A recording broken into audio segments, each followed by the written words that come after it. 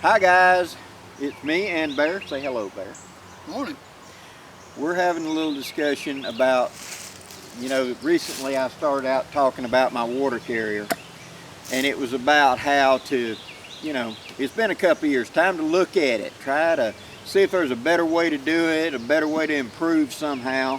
And so I've came up with my water carrying system in my container and my eating utensil. So now I'm going to the next step, haversack. First thing you do before you take any action, think about it a little bit so you don't waste time. So that's what me and Bear is going to be discussing. I just wanted y'all to join in and listen in. And nothing particular, we're just going to be talking. But this is your opportunity. Maybe you'll pick up an idea. All right. Questions in the comment section. Questions in the comment section, yes. All right, now, a haversack. What do you want in a haversack? My thoughts is 9 months, like we was talking, 8 months out of the year down here, you don't need a shelter. Most time you don't. You can get hypothermic, but most time down here you don't. So my needs is I want some sort of rain cover. I want some sort, I gotta have a fire kit. Gotta have your cutting tool.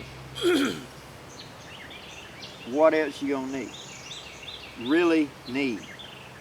Because the way I'm looking at it is my base zero is I'm carrying a Swiss Army knife. Field Master is on me all the time, no matter what. And I'm carrying a little bitty small ferro rod on me, no matter what. So that's my base zero. One step up, I've got my main belt knife. That's a cutting tool. I got a fire rod on it. So now I've got 2 fire sources. Still no tinder.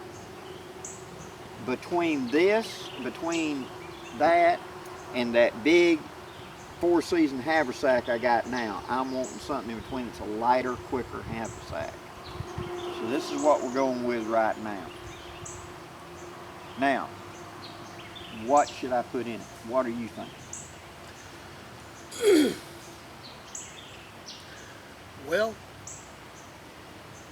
you've got to have some sort of cover, because the direct sunlight, the heat produced by the direct sunlight, is as dangerous as hypothermia. You can go from one extreme this way to another extreme this way in 20 feet. Now, some of the thunderstorms that come through here in the summertime, the rain's coming from 80,000 feet, so it's cold. There's your hypothermia. If you're out in the middle of a July or August day and it's 105 in the shade, there's your heat risk. But you have to be prepared for either end of that spectrum. Yeah. And you're right, the heat down here, the sun, is one of our biggest problems. You got to be able to do shade. You got to have that. You got to have some way of getting out of the weather one way or the other. Right.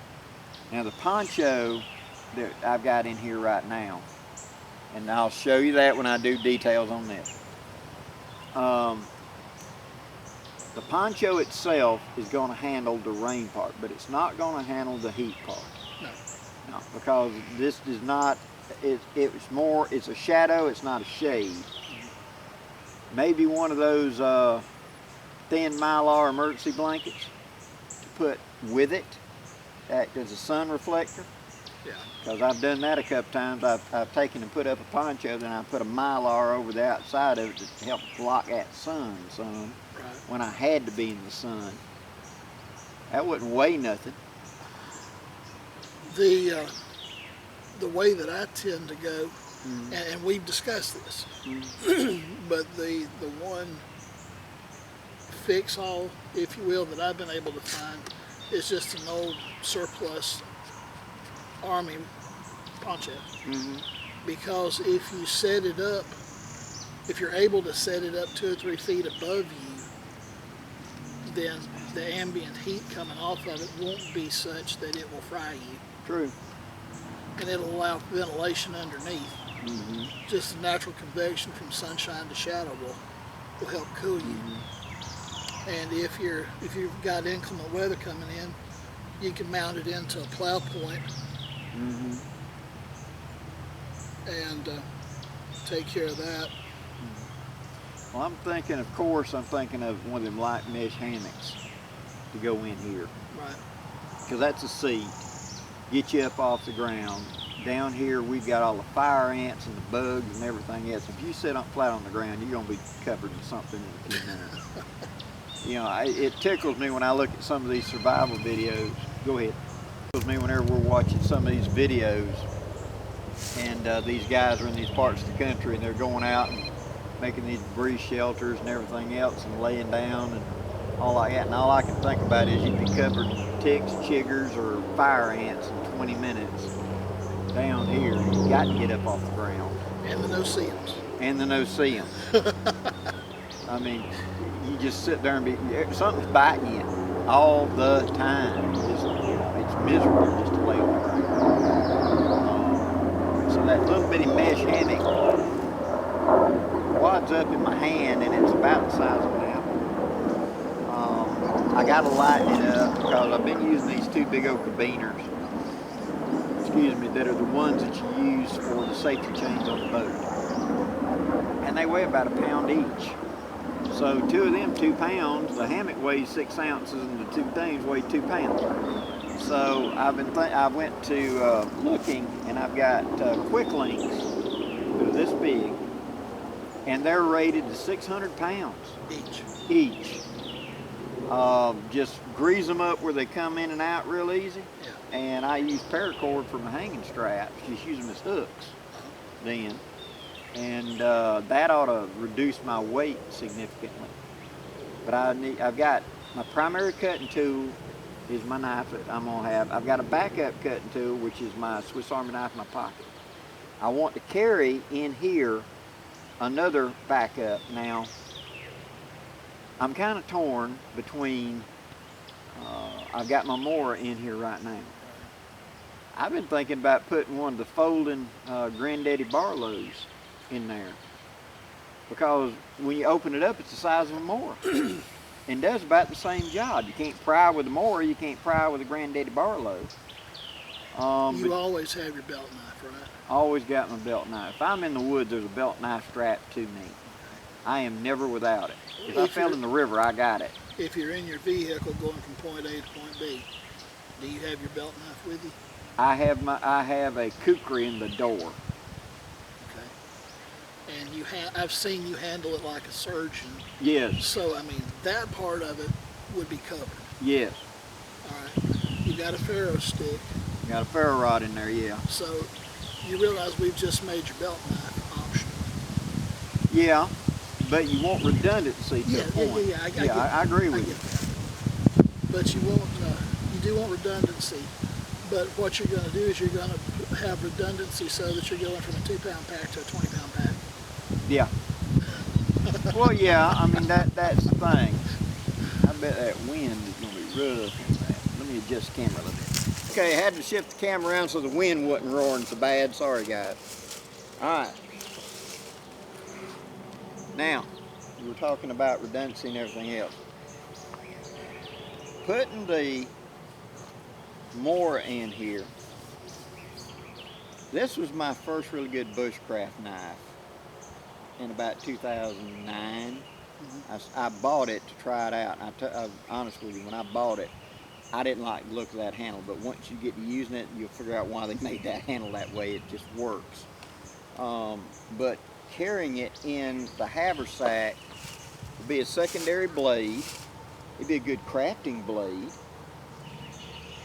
And I'd like to see it get some more field use than what it is now. It's been, ever since I started using WC knives, it's kind of been hanging on the shelf a lot. So, you know, something like that. Small tender bundle. Now, fire kit. Going with something small and light. Right now, I've got that for a fire kit, and we talked about that already. I've got 2 forms of ignition in here that produce flame. I'm carrying a ferro rod on my knife. I've got some small natural tinder. I've got 2 man-made tinders that work when they're wet. I'll add a small block of fat wood, and then I'll add a little bit more, you know, whatever I can scavenge tinder in there, and that should handle anything I need for a fire kit that's smaller and lighter.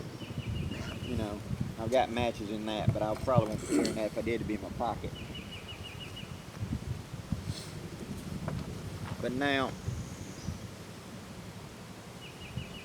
when you're just going on a scout down here, all we need for emergency is we need some sort of shelter, some sort of ability to make fire, your cutting tool. We're going to be carrying a firearm down here. We're going to be carrying a chopping tool or something. If I'm going to carry, that's going to be my kukri or something on the side. If I'm needing to build a fire, I'm going to carry that. If not, then my knife can do that job, and we can just pick up off the ground and break with that, so you don't have to have an axe or a big chopper unless you want one. So what's left to put in a haversack? Really? Well, Cordage? yeah, but you've got that up here. Mm-hmm. That we've already got the cordage up here in your shelter. Yeah. The only thing that I can think of is, well, let me back up. Mm-hmm. Down here, unless you're injured, Mm-hmm. you can get to help walking most any direction within a couple of hours. Yeah, easy. Okay. If you are disabled,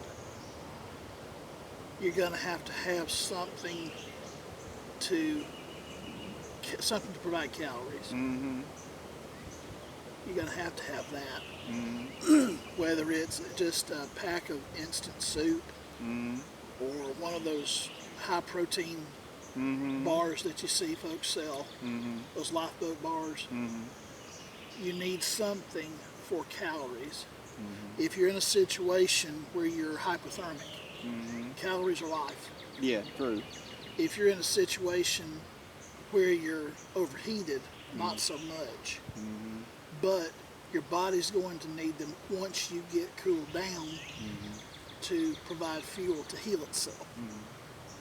Well, it'd probably be, you know, we face more down here more of heat stroke than hypothermia. Right. But remember those 80,000 foot thunderheads. Yeah, I mean, I agree with you. I've seen the temperature drop from 90 to 50 That quick. that quick, and it's like they're pouring ice water on you. Yeah, and you'll get ice, you know, like hail or Yeah, or fine sleet, ice crystals. even it. in July. Yeah, I've You seen know, that. if the rain's hard enough. Yes, because it's coming from so high up Yeah. in the downdrafts. Yeah. They ain't gonna last for long, but during No. that time, it'll chill you to the bone. I've been thinking about maybe taking a small packet, making up a homemade packet. Years ago, I'd carry Gatorade, the powdered Gatorade, Yep.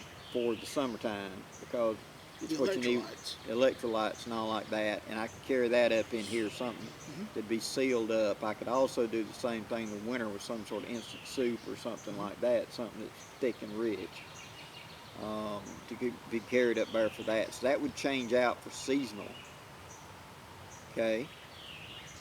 Like I said, a small thing of, not a big thing of bank line, but a small thing of bank line. I use bank line more than I do paracord, because when I put the small hammock in here, that's going to have my bank line strap, and that's cordage. I can use that as a fire carrier. I can use that as a lot of different things. Firewood carrier. Not just for hanging me. Now, could I spend the night with it, with my mesh hammock, the poncho that's in here for a cover, because I already got a ridge line and guidelines in there, and I just have to make stakes. I could put titanium stakes in there, but Why? why? You know, this is not a want, this is an emergency. There's an unlimited supply of tent stakes right here behind us. Yeah, I mean, I can generate tent stakes in just a few seconds. If you even have to cut anything, most of the time we just find a stick on the ground and put a point on it right quick and nail it in. Yeah. So that's all we got to do. Trees everywhere, so I ain't got to worry about a suspension. So that gets me up off the ground. I got the ability to make fire. I've got water and the ability to filter water. Water's everywhere down here. If you go walk in any straight line for more than 10 minutes, you're going to find some water. It's rare you don't find water of some kind. Right. You know, within 30 minutes at absolute most, you're going to cross a stream, a branch, a big mud puddle, something. Yeah. So. Yeah, something like this should be primary component of the bag, Yeah. of the system. Of the system. So my base level, I'm calling it base level 1. We know I'm going to have the Swiss Army pocket knife. We know I'm going to have the keychain fire starter. We know I'm going to have an actual fire kit. I'm going to have a shelter set for emergency, and it's also a rain gear set. It's also a thermal set.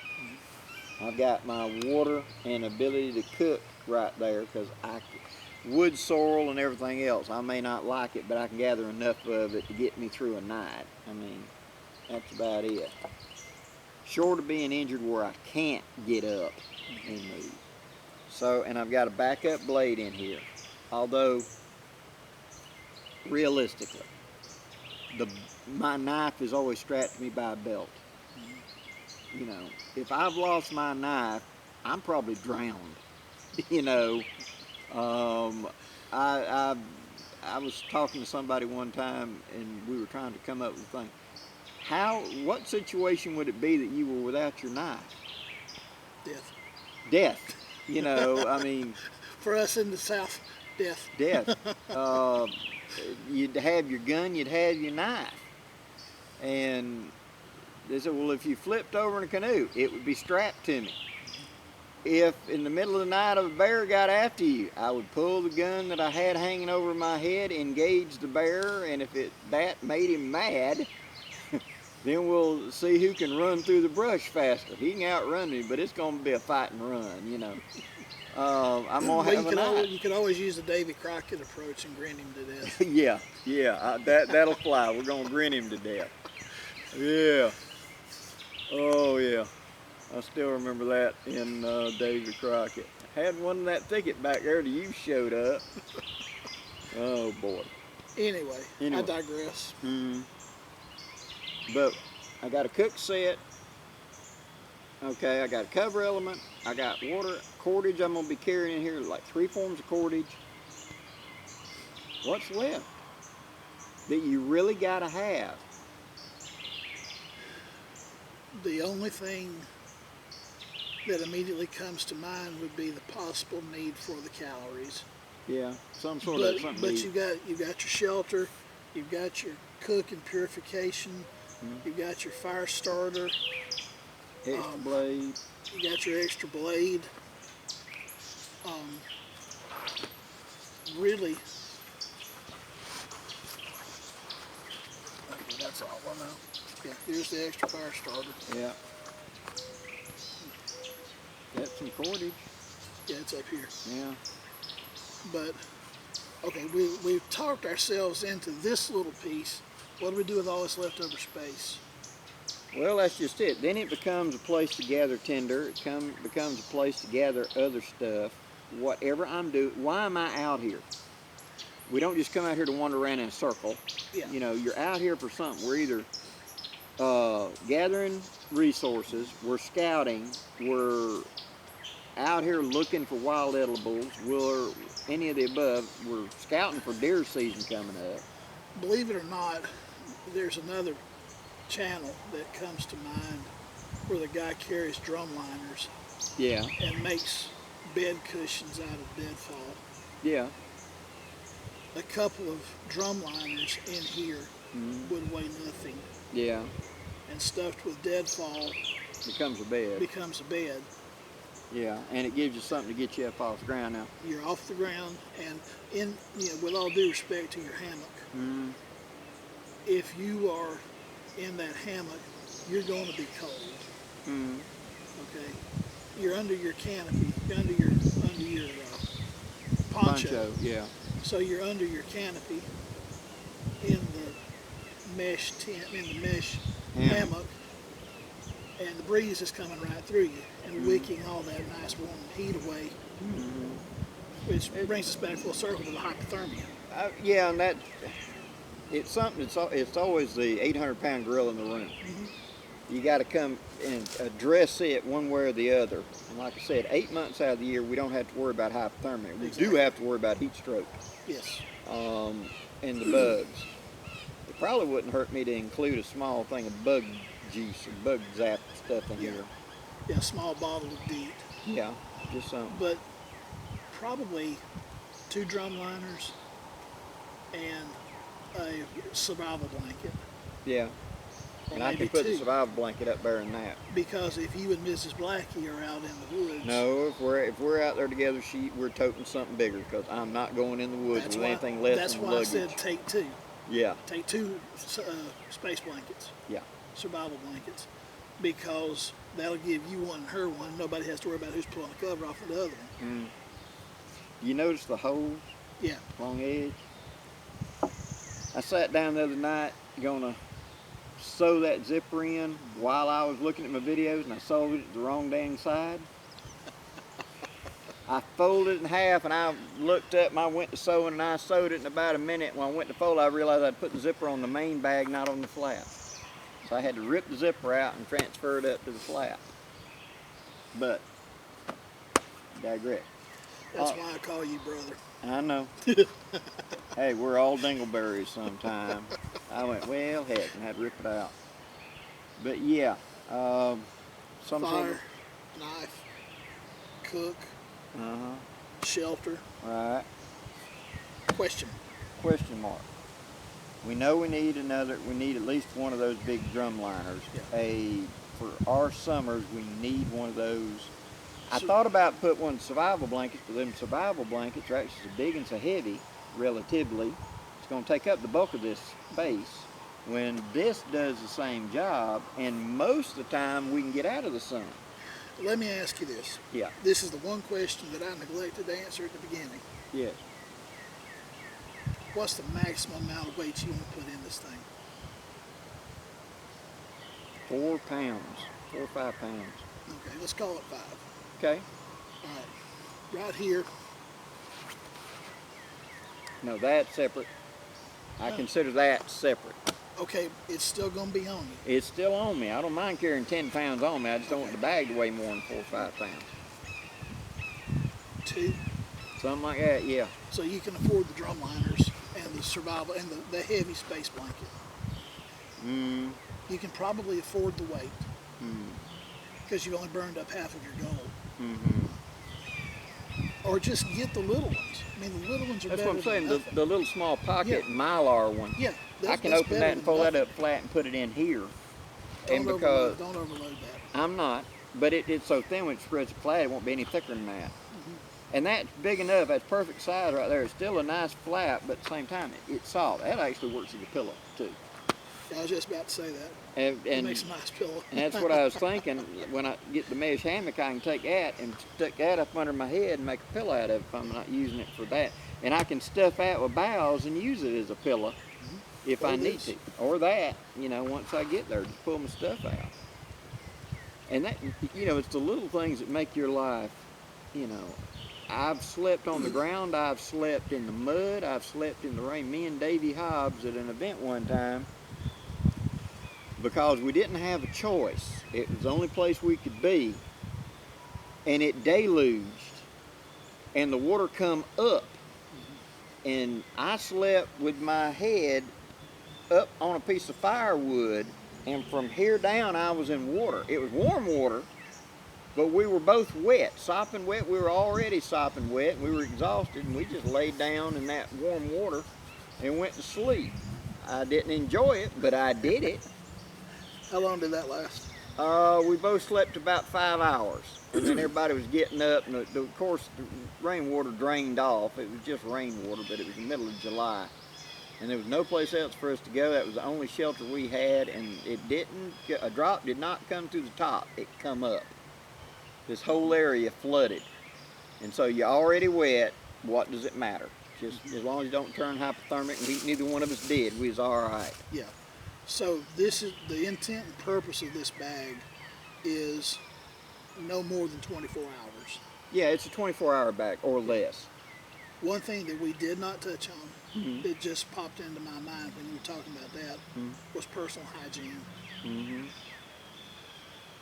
I can do a real small kit for that, but really, let's see. What do I need? I need toilet paper, Yeah.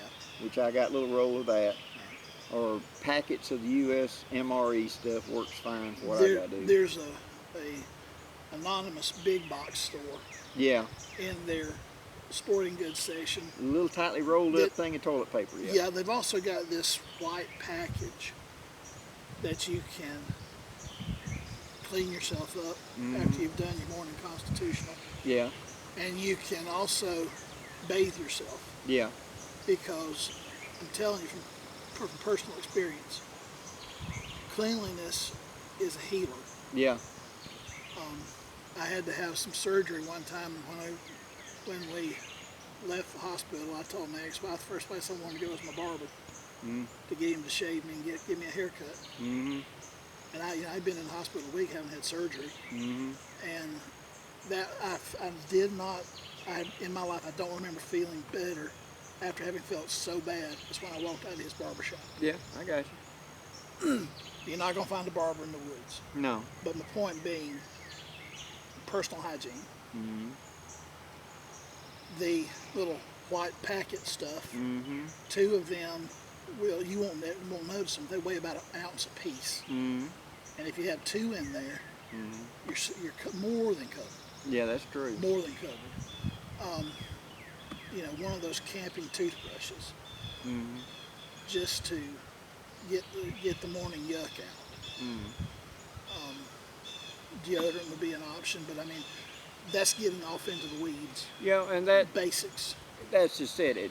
This is not meant to be a camping bag. Right. That's the next step up, because in my mind, the way it's going is there's base 0. That's what I'm wearing when I'm going to the big box store to work. I got a fire rod and I got a knife on me. All right, first step up. This is base 1. I'm going out in the woods. I want basic, very, very basic gear. Yeah, I'm gonna do without a lot. I'll have to improvise, because sometimes life sucks. Okay, it went bad. I have to do what I got. I need to be able to build a fire. I need to be able to do a little shelter. I need to be getting me off the ground. If I'm injured, I got to have something in here that can patch me up, some sort of stuff. I need a little bit of duct tape, a few little band-aids. I've got a little small personal set about that big. That's all I'm gonna need, because now if it's bad, I'll put a tourniquet on it or I'll duct tape it off. Yes, the medical does not like the fact you use duct tape. Sorry, use some stuff and clean the glue off. But I ain't bleeding to death. Well, now, this in Vietnam, didn't they use super glue as an initial suture in the field? Yeah, they would seal it up. And having been around people that's been severely injured and having to do, medic type stuff on people who are severely injured, I can tell you that most of the time, if it's a penetrating wound, the internal damage is doing more damage than the outside. But you're plugging the leak. You just plug in the leak so they don't leak out, but they're going to leak internally. And if it's some sort of deep slash, the biggest danger we got with using our good custom knives that are so dang sharp that if you did have a it's going to go to bone probably, and you're going to have to seal it up, tie it up, or get it to it. But both of us have come up where it's a suck it up buttercup. We'll make it. If it didn't fall off when you hit it, I will make it to the emergency room. With a small hygiene kit, like the pack of wipes, that'll cover most of what you need. That'll take care of wound cleaning, body cleaning, and gotta go to the bathroom. So yeah. And a small first aid kit. Just a couple of band-aids and some duct tape. That's it. Or a roll of 2-inch gauze for your duct tape. Nah, I don't need all that. I thought about that, and realistically, if I have a slash, a pretty deep slash, all I got to do is hold the meat together. Sure. Okay. And so what I'm going to do is I'm going to wipe as much of the blood off as I can. I'm going to put a piece of duct tape on one side, a piece of duct tape on the other side, put a strip of cloth or something over the actual wound, and then use duct tape like a butterfly. Pull it. and then get to the ER. I'm not going to put the duct tape on the wound itself, but I'll put it around the wound. Yeah. As far as any kind of irritating little scratch or whatever, that's where the little small band-aids come in.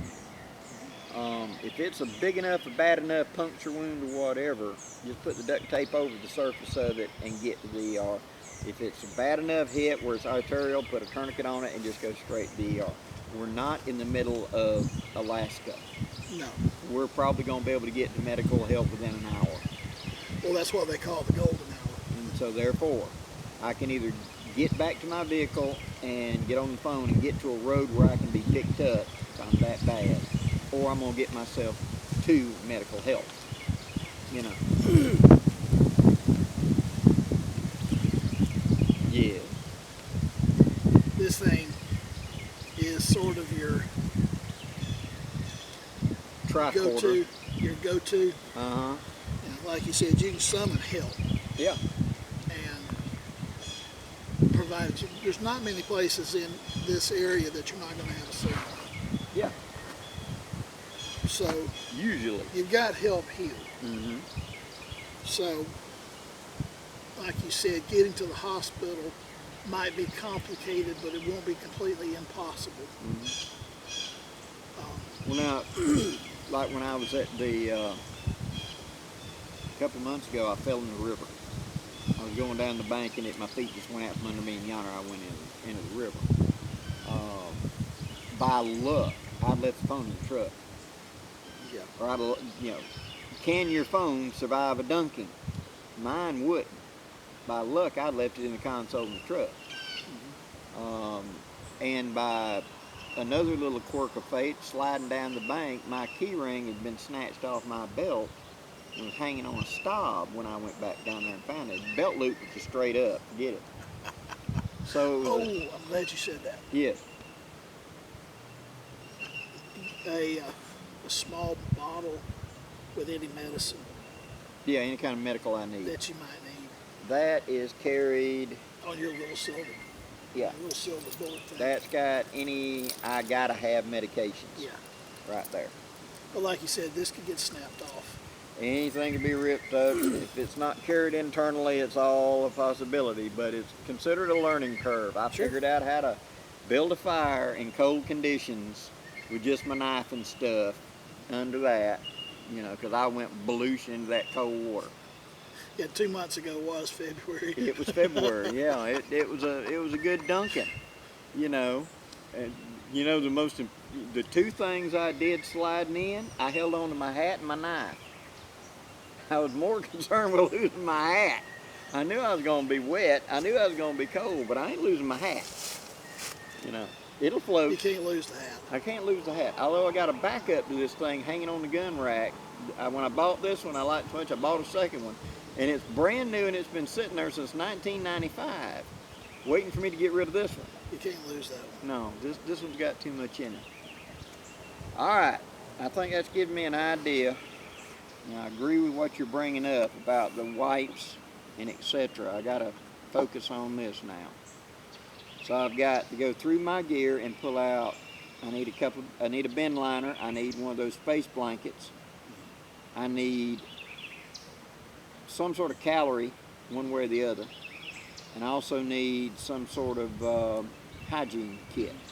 And a first aid kit. Well, hygiene first aid, yeah. Which also provide me quarters and duct tape. And I'll weigh this. I want to keep it, I'd like to keep it 4 pounds, or about 8 pounds is a gallon of milk, a gallon of water. I want it half the weight of a gallon of water. And because then with this and my knife, my total weight is going to be around 8 to 10 pounds hanging on. That's fine. Now I don't want to be encumbered for the walking, because I'm going to be taking a 6-pound gun if it's a long gun. And then the next step up from now there. Your 51 weighs 6 pounds. Yeah. Well, no, it does not. The walker weighs 5 pounds. 61 weighs 2 3/4 pounds empty. But the next step up from this is the knapsack, and that's the haversack I got now.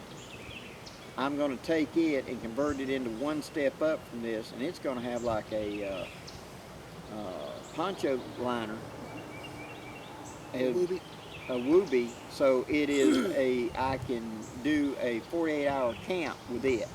There's your blanket. I want to have enough food resources for 48 hours worth of, and be able to stretch it to 36 hours with that bag. And then you go to the full size rucksack. Now we're talking about full camping gear plus have 72 hours worth of food on board. This should be able to sustain you For 24 to 48 for a hours. full 24 hours. Easily, 48 24 to possible. 36. Yeah. The other one needs to be from 24 to about 48. Yeah. It just needs to be, it's a higher comfort rating, more food, because then I'm planning on camping. With this, I'm not planning, but I can if I'm forced to. Yeah. I keep a bag set up for my truck that's got, it's a get home bag. There's a cover, there is water, there is fire starter, there is cooking, and there's protection. Yeah, I've got a similar idea And set the whole up. bag weighs about 7 pounds. I include with mine, I've got a complete set of clothes. Then, okay, it's time now because May, which tomorrow is May 1. I shift out in May and I shift out in October. Okay. Tomorrow I'll shift it out and it will go, probably this weekend I'll shift out for Somerset. The down sleeping bag comes out and a blanket goes in. Because this is also in a vehicle, so if I come up on a wreck and I need a blanket for somebody, they're going into shock or whatever, I want that to be able to pull out. Yeah. I've got a complete set of clothing in there, including a pair of work boots that are still usable. I didn't want to wear them anymore because they got to where they hurt my feet a little if I stand on them for 8 hours.